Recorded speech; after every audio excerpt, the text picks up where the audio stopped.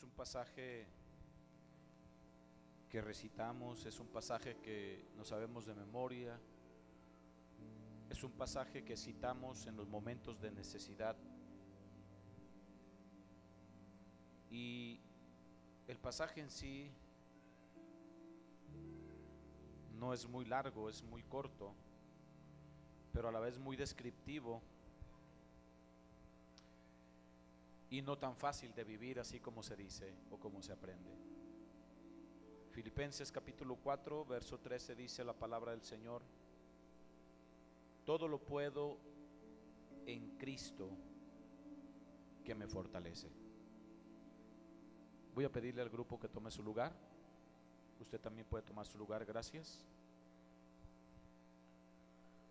Hemos estado hablando sobre lo que es el ciclo Jehová Rafa, que significa sanidad. Dios es mi sanidad. Y este pasaje de la Escritura, ¿quién de nosotros en algún momento de adversidad no lo ha citado? Levante la mano quien se sabe de memoria este pasaje de la Escritura. Levante la mano que acabamos de leer. A ver, levante la mano. ¿Qué dice? Todo lo puedo en Cristo que me fortalece.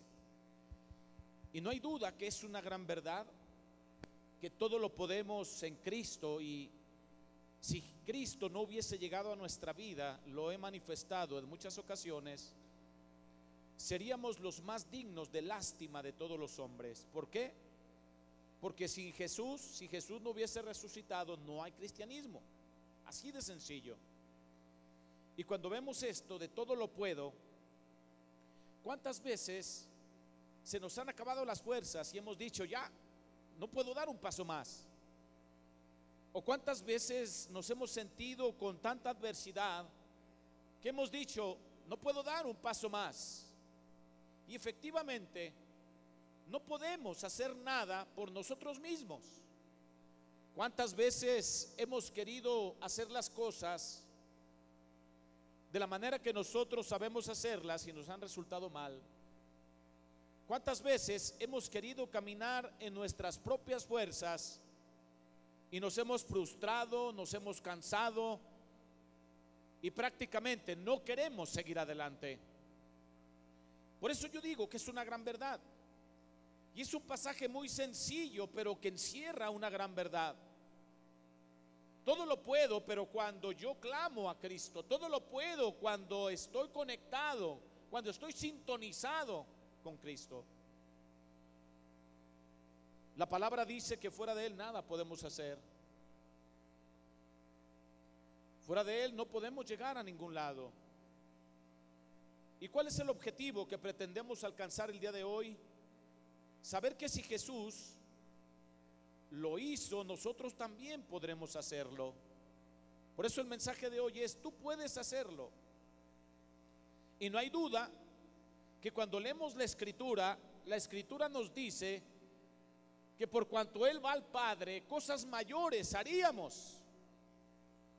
Pero el caso es que si lo queremos hacer en Él, bajo el orden que Él ha establecido, bajo la forma que Él lo quiere hacer, porque cuántas veces hemos querido formular o hemos querido diseñar nuestro propio cristianismo.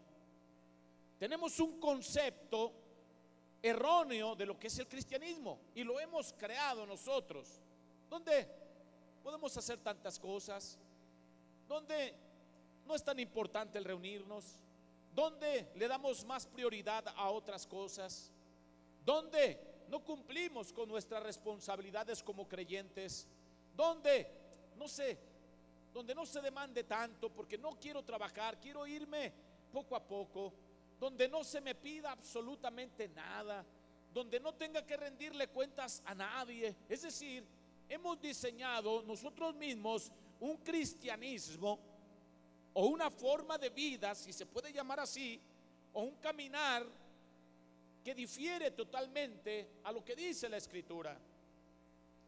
Si la palabra de Dios dice que nosotros podemos hacer cosas grandes, si la palabra dice que nosotros podemos hacer cosas mayores porque Él va al Padre y lo creemos, tenga la certeza, la convicción, la seguridad que así será. Nicodemo sabía reconocer que nadie podía hacer las señales que Jesús hacía. Sin embargo, Jesús dijo que los creyentes harían sus obras, como lo acabamos de citar, y aún mayores porque Él iba al Padre. Es decir, podemos hacer las obras de Jesús porque nos ha dado su comisión. Él nos ha dado una tarea, Él nos ha dado una labor, Él nos ha modelado, Él nos ha dado su presencia. Hermano, tenemos tantas herramientas, tenemos tantas armas para poder venir y hacer las obras que Jesús hacía. Uno de los puntos importantes es su comisión. El Padre comisionó al Hijo y el Hijo nos comisionó a nosotros. Es decir, tenemos una tarea. La gente cree, la gente piensa que la gran comisión es solamente para aquellos que tienen facilidad de palabra, es para aquellos que tienen cierta autoridad dentro de la iglesia. Pero la Escritura dice lo contrario.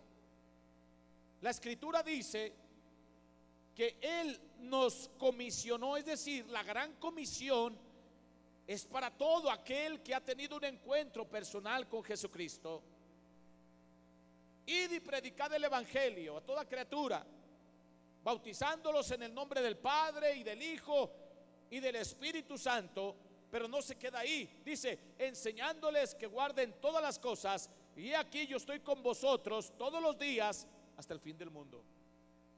Habla de la gran comisión, habla de las buenas noticias, habla de las buenas nuevas de salvación, habla de que tenemos que proclamar lo que Él ha hecho en nuestras vidas. Tenemos que testificar de sus grandezas. Tenemos que testificar cómo Él ha transformado nuestras vidas, cómo Él cambió el rumbo de nuestras vidas, cómo Él cambió nuestro entorno, cómo Él cambió nuestra perspectiva, porque íbamos con un rumbo totalmente distinto. Así es de que Él nos ha comisionado, el Hijo nos ha comisionado a nosotros. Él le ungió, quiere decir que nosotros también hemos sido ungidos o establecidos, y se nos ha dado autoridad, se nos ha dado confianza, se nos ha dado una investidura.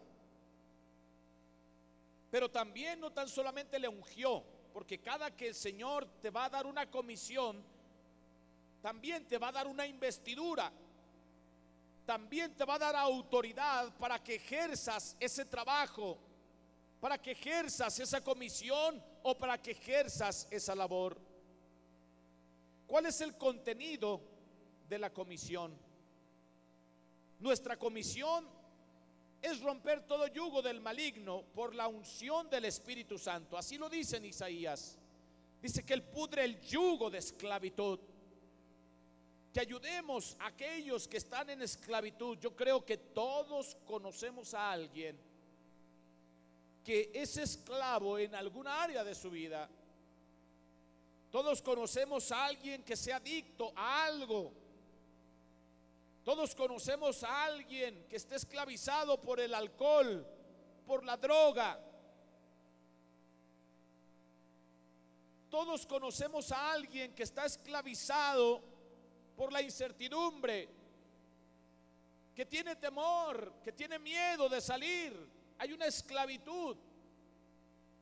Y cuando nosotros leemos la palabra, dice que Él nos comisionó específicamente, nos dio la unción del Espíritu Santo, nos dio la investidura. ¿Para qué? Para dar las buenas nuevas a los pobres. Ahora que se está en campaña, ¿verdad? Ha habido algunos spots donde han manifestado que se va a acabar con la pobreza. Las promesas de campaña, amado hermano, son muy fáciles de expresar, pero tenemos mucho tiempo con un alto porcentaje de gente que vive en pobreza, que no tiene ni siquiera lo más elemental para vivir. Algunos candidatos dicen que si se les da la oportunidad de ser investidos como presidente, o si gana las elecciones, se va a acabar la pobreza. Y no es cierto. O sea, la realidad, amados hermanos, es que dice la Escritura que siempre van a existir pobres, ¿verdad? Y qué maravilloso sería que en este país no hubiera pobres, no hubiera gente que tiene necesidades básicas. Pero la realidad es otra.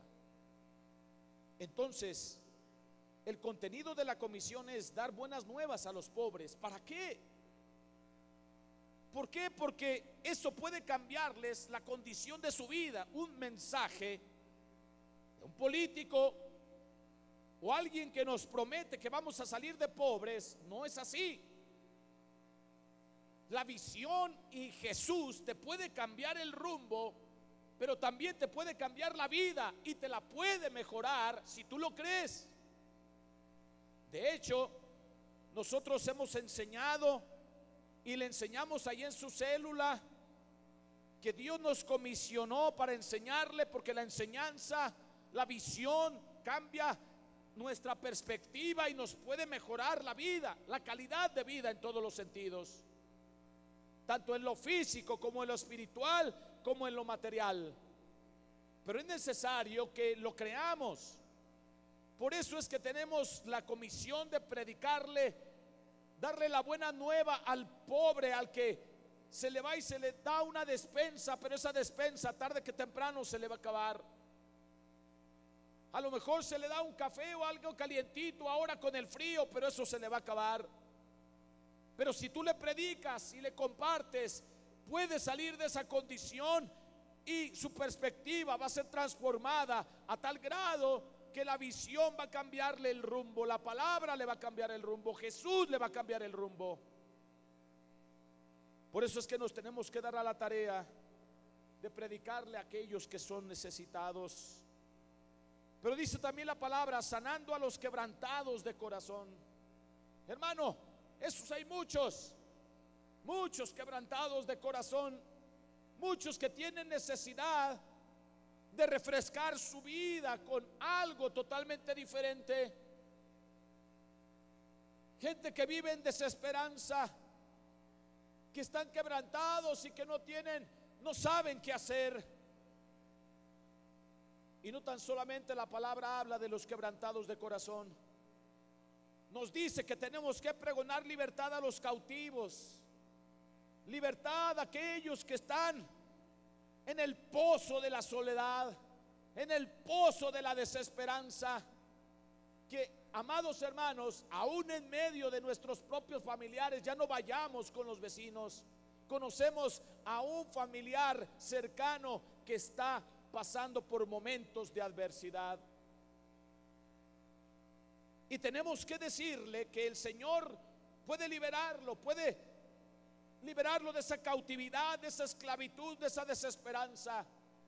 Pero también habla de darle vista a los ciegos, y no tan solamente darle vista a los ciegos, la vista que nos permite contemplar los colores, la vista que me permite contemplarte a ti, sino también la ceguera espiritual por la que la gente camina sin Cristo. Y también habla de poniendo en libertad a los oprimidos. Qué horrible es vivir bajo opresión. Yo no sé si usted en algún momento ha sentido alguna opresión. Es horrible. Sin embargo, hay gente que vive constantemente oprimida por algo. Yo no sé cuántos de ustedes en algún momento se les ha oprimido alguna mano, algún dedo, alguna pierna. No se siente nada agradable. Y hermano, hay gente que vive no tan solamente en una opresión en el sentido de alguna enfermedad que le aqueje, sino también de una opresión en el sentido espiritual, que no se ve pero que existe. Así es de que esa es la comisión que tenemos. No es nada más hablarle a la gente de Jesús, es hacer todo lo que nos dice también la palabra ahí en uno de los evangelios, pero sobre todo también cuando nos dice en Isaías, y también predicar el año agradable del Señor. ¿Cuáles son los ejemplos de los yugos para un ser humano? La ignorancia. Nosotros tenemos que leer, tenemos que documentarnos, no tenemos que ser ignorantes. La gente a veces no quiere estudiar, la gente no quiere ir más allá, se conforma tan solamente con tan poco. Y saben, el extranjero nos dice que nosotros como mexicanos somos muy bonachones. ¿Sabe por qué? Porque hemos permitido tantas cosas a aquellos que nos dirigen, a aquellos que tienen un puesto de autoridad en el gobierno, y una y otra vez hacen y roban y roban y dicen: ustedes son muy nobles como mexicanos. Sí. En otros países nada más empiezan con alguna situación así y la gente despierta. ¿Por qué? Porque la gente es gente que estudia, se documenta, no es gente ignorante que tan solamente con alguna ayuda cada 6 años la entretienen y la tienen ahí tranquilita. Pero también hay otro yugo, el de la tristeza. Usted ha caído en un momento de su vida bajo tristeza, y no me refiero a la tristeza que le produce el perder algo. Pues se me perdió un celular y estoy triste porque se perdió mi celular, ¿verdad? A mí se me acaba de perder uno, y claro que se siente feo, pero bueno, pues ¿qué vamos a hacer? Pero no me refiero a ese tipo de tristeza. Ay, se me perdieron los zapatos que más me gustaban, se me perdió el pantalón que más me gustaba, oh, no sabes, se me perdió mi tablet. Y lo curioso de todo, ¿verdad?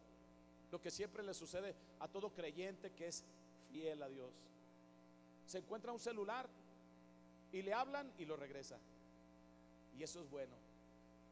Pero cuando se nos pierde un celular, mandamos señales a todos lados y nunca nos regresan nada.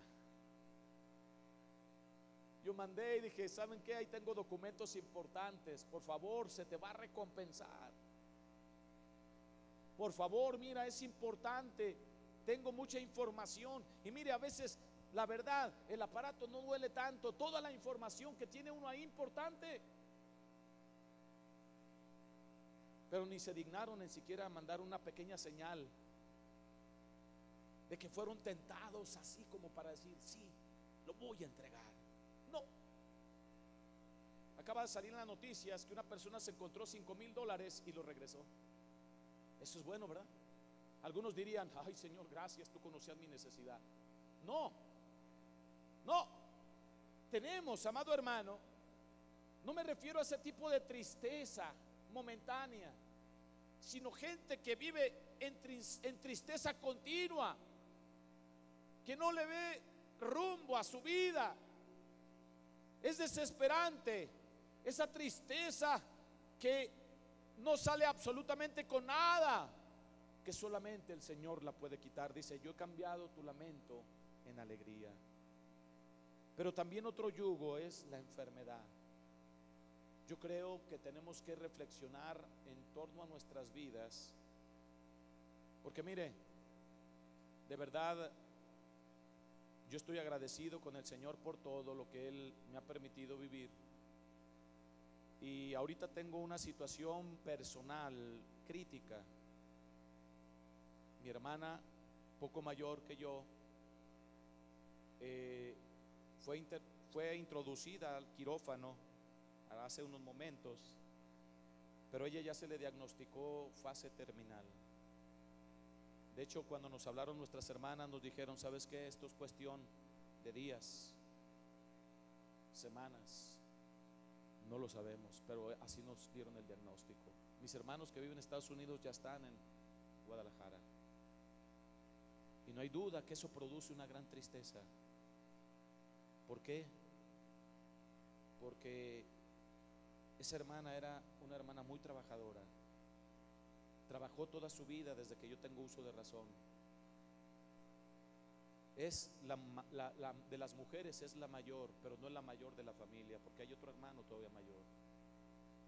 Pero sabes, ella era bien entrona, a todo le entraba, a todo. Le decías échame la mano, en los trabajos ella se daba. Pero desgraciadamente a veces cuando somos jóvenes, la verdad es de que no vemos que eso nos puede traer una consecuencia a futuro. Ella trabajó siempre en industrias donde se manejaban cosas muy calientes, se bañaba con agua fría, se lavaba las manos. A ella le diagnosticaron antes de esto 5 enfermedades, o sea, 5 especialistas que la tenían que ver. ¿Por qué? Y no hay duda que siempre viene un cuestionamiento. ¿Por qué? Es que a veces no nos cuidamos. Es que a veces no tratamos bien a nuestro cuerpo y las consecuencias no se ven ahorita porque estás joven, pero tarde que temprano, cuando vayas avanzando en años, te va a empezar a doler todo si no te cuidas. ¿Me está escuchando? Hay cosas que antes hacías y levantabas y no necesitabas de nadie, pero ahora necesitas ayuda. Es más, te agachas un poquito así y ya no te puedes levantar. Me decía un hermano, pastor, es que la verdad, mire, yo hacía y deshacía, pero ahora ya me pesan los años. Y aquellos que digan que no, que todavía se creen así muy macizos, son unos mentirosos, porque ¿sabe qué? La edad no pasa en balde. Se siente ya. Es más, te quieres abrochar los zapatos y no tan fácil. Antes podías, te agachabas, y ahora lo tienes que hacer en 3 tiempos, cuando antes lo hacías era algo muy común para ti. Hermanos, cuando llega la enfermedad a nuestras vidas, dejamos de hacer muchas cosas, no tan solamente en lo físico, sino también en lo espiritual. ¿Sabes por qué? Porque para poder rendir al 100% espiritualmente tienes que estar bien físicamente. ¿Estamos? Ahora, ¿verdad? Nos acaban de dar una noticia también ayer.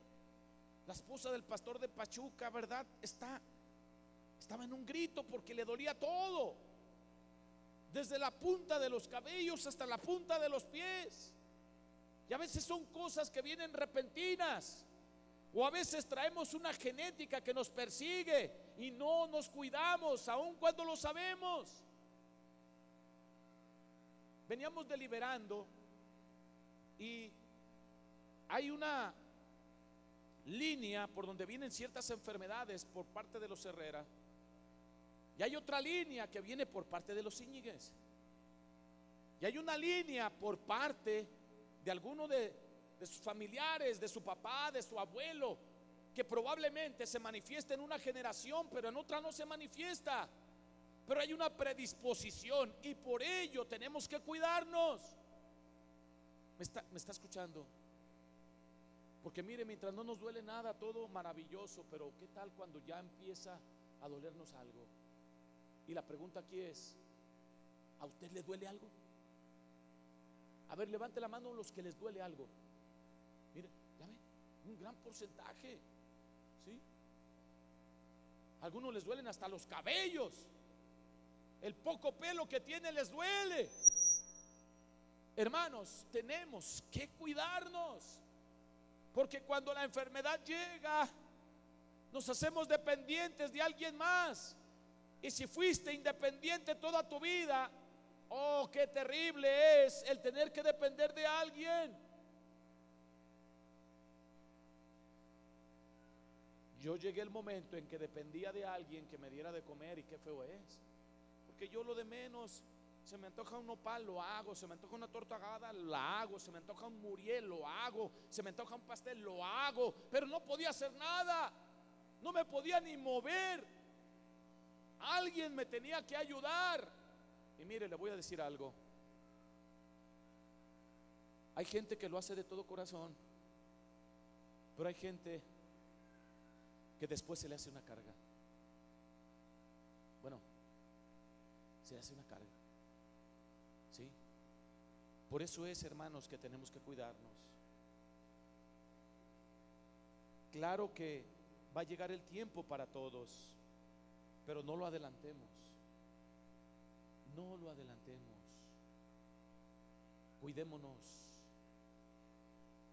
Comamos saludablemente. Hagamos ejercicio. Cuidémonos. Dile al hermano que tienes al lado, cuídate. Cuídate. Bájale a las carnitas. Bájale a la barbacoa. Que mire, toda la comida mexicana es muy rica, pero hay que bajarle. La semana pasada que mencionamos algo, hicieron guajolotes, ¿verdad? Y un hermano me dijo: pastor, la última vez me como 2 y ya. Aleluya, está bien, pues, sí. Temor.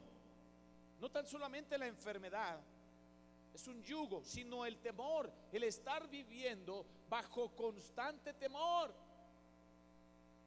Y aquellos que viven en constante temor les gusta inventar enfermedades. Siento como que ya no puedo respirar. Siento como que, y empiezan, son hipocondriacos, les duele todo. Y ya nada más les duele la cabeza, a lo mejor de tener un tumor. Les duele el pie, he de tener gangrena, tengo el dedo morado. Hermanos, son hipocondriacos. Qué terrible es vivir bajo temor. ¿Usted conoce ese tipo de gente? No pueden respirar y ya. Es que, ¿sabes qué? A lo mejor los pulmones ya no me funcionan. Pues ya deja de fumar. Deja de fumar. ¿Me explico? Yo creo, hermanos,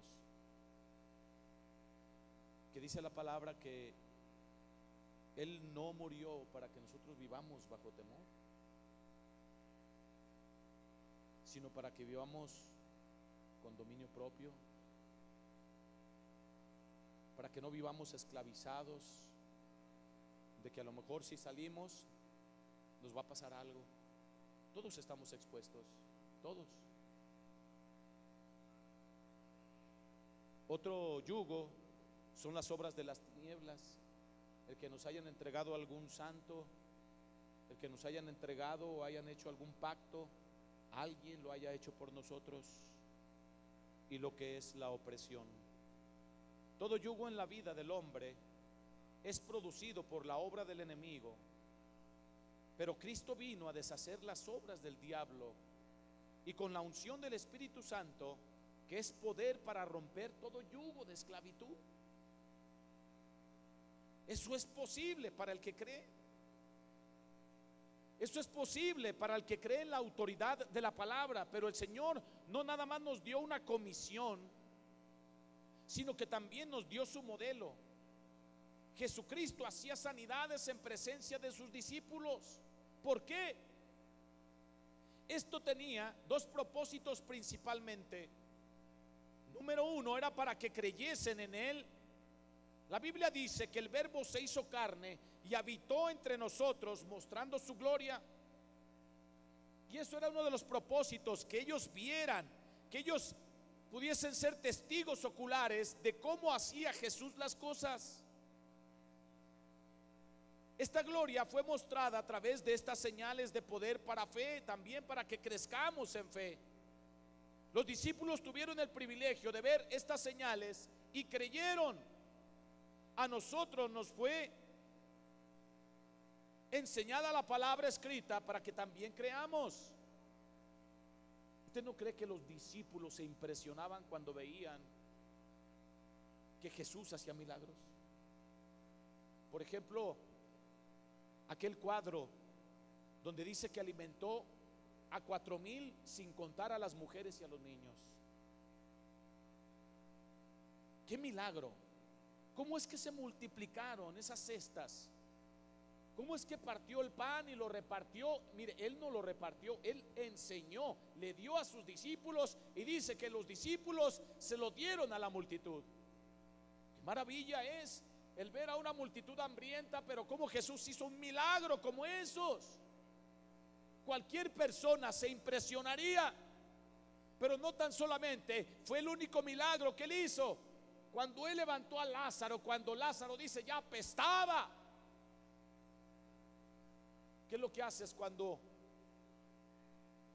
por ejemplo, ves sopilotes arriba en algún lugar inhóspito? Dices, ahí hay un cadáver. O es más, a veces los que tienen olfato de perro huelen a un perro muerto de aquí a 3 cuadras. ¿Quién tiene ese tipo de olfato? ¿Va? Qué rico es cuando huele a Chanel 5. Ay, lo huelen. Alguien ha de traer Chanel 5. Y hasta le hacen así, ¿verdad? Como aquellas caricaturas ya. Algunos no me van a entender la parábola, ¿verdad? Pero aquellas caricaturas donde salía, por ejemplo, salía un personaje y el olor así como era como un humito, iba tras él. Estaban cocinando algo, iba tras él así, ¿verdad? Persiguiendo el humito. ¿Cuántos recuerdan esas caricaturas? ¿Verdad? Óigame, hay algunos de ustedes que el jamón se está echando a perder en la mega y lo huelen hasta acá. ¿Tienen olfato? Imagínense aquel cuadro cuando Lázaro muere y dice que ya es día. Tenía 3 días de haber muerto ya. Y por ahí dicen, yo no lo sé, dicen que el olor de un humano muerto huele más que el de un animal. Entonces, imagínense aquel olor. Pero como Jesús viene y le da la orden a sus discípulos de que remuevan la piedra. ¿Usted no cree que los discípulos se quedaron así? Pero ¿cómo? Decían, hiede ya, se está descomponiendo ya. Y el Señor les dijo, remuevan la piedra. ¿A cuánto les conté esa anécdota de que yo salí como actor de esa anécdota? Hace años ya, iniciábamos la iglesia. Lázaro era el hermano José Guadalupe, ya estaba con nosotros. Pero hubo algo impresionante, un milagro tremendo, que cuando le doy la orden a ese Lázaro, salió con botas de la tumba. Salió atado y todo, y que veo las botas me impresioné, dije, gloria a Dios. Pero hermanos, cuando Jesús da la orden y le dice, Lázaro, ven fuera, yo creo que había unos escépticos ahí alrededor. ¿Cómo que ven fuera si ya está muerto? Apesta, está engusanado ya. ¿A los cuántos días cree usted que los gusanos empiezan a hacer su labor? Que algunos dicen, no, a mí no, a mí mejor que me cremen porque no quiero que los gusanos, sentir cuando los gusanos me están comiendo. Pues ya no vas a sentir nada. ¿Verdad que muchos dicen así? No, mejor que me metan a la lumbre. Pues a lo mejor en la lumbre sí lo sientes, si estás medio vivo todavía, sí lo vas a sentir. Pero bueno, el punto es este. ¿Quién me quiere decir al cuánto tiempo de que un ser expira empieza la labor de los gusanitos? A ver. Bueno, ¿no cree que los gusanos ya habían aparecido para ese entonces? 3 días. ¿Ah? 3 días. Sin embargo, mucha gente se acercó nada más para ver si ocurría el milagro. ¿Cuántos de ustedes se les ha subido un gusanito aquí por la oreja o aquí en el cabello? ¿Ah? ¿Y qué se siente? ¿Para qué no se siente nada agradable? El Señor le da la orden, Lázaro, ven fuera. Y entonces Jesús, como era el modelo y hacía sanidades de ese tipo en presencia de sus discípulos, quería enseñarles cómo se hacían. Y entonces le dice, cuando sale Lázaro, desatadle y dejadle ir. Él no lo desató, él dio la orden, él lanzó la palabra de autoridad, pero los discípulos fueron los que desataron y quitaron aquellos vendajes que ataban físicamente a Lázaro.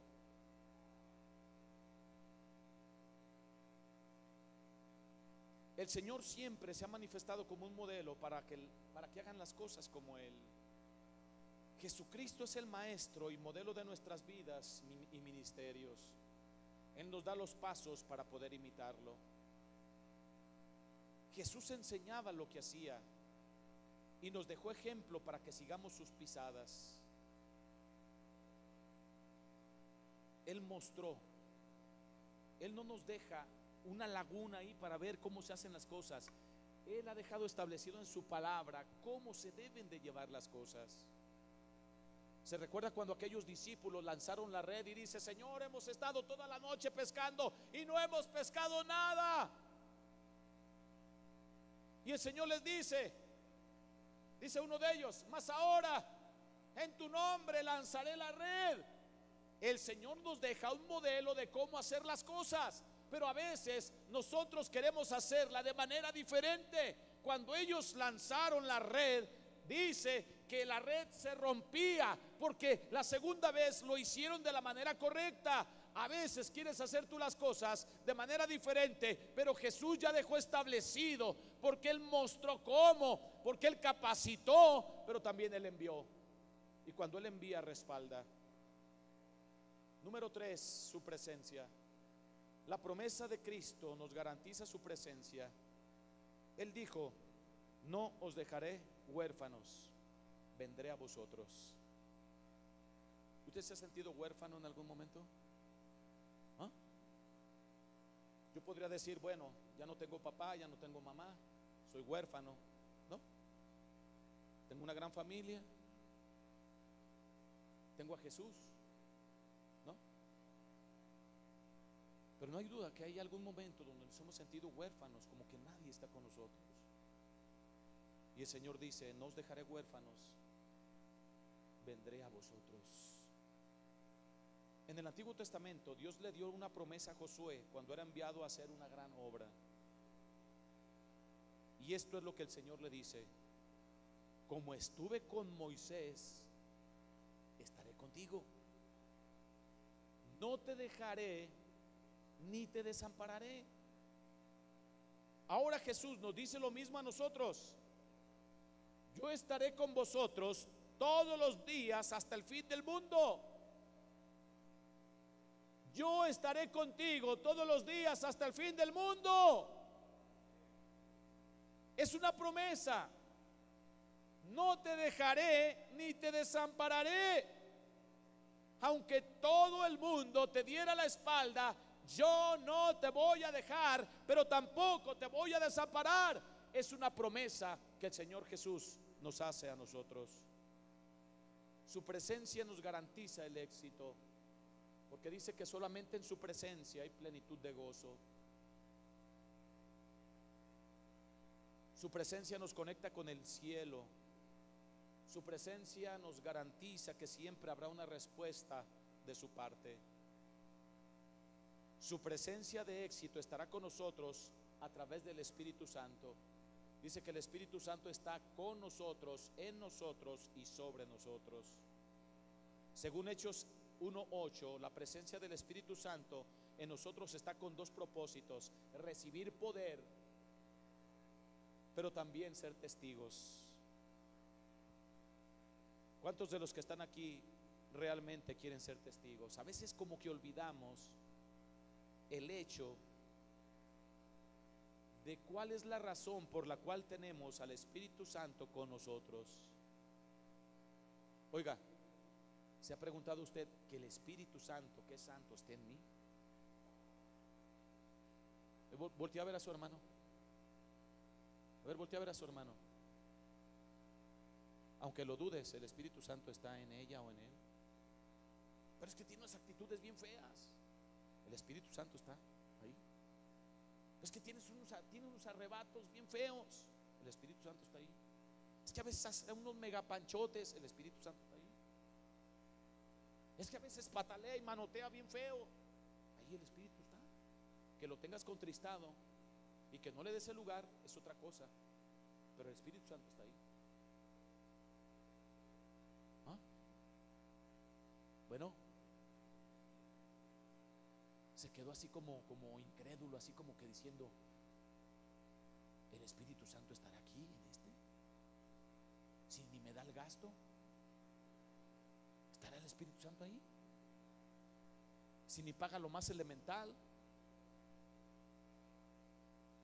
El Espíritu Santo estará en ese hermano cuando debe un montón en la cafetería. ¿Estará el Espíritu Santo ahí? Bueno, claro. El Espíritu Santo está en nosotros, con nosotros y sobre nosotros. El caso es que le demos lugar. El caso es que seamos guiados. Tú puedes hacer las obras de Cristo porque el Padre te ha escogido para mostrar su gloria a través de ti. En este tiempo de conquista, Él te comisionó a ti. Él te sigue enseñando a ti. Él te prometió su presencia. Levántate en el nombre de Cristo y haz su obra. Engrandece el reino de Jesucristo. ¿Cuántos quieren ser verdaderos testigos? ¿A cuántos Jesús les ha enseñado cómo se tienen que hacer las cosas? ¿Cuántos tienen su presencia? Y no hay duda de que Él te comisionó. ¿Por qué no te pones de pie? Ponte de pie en esta mañana, en esta tarde.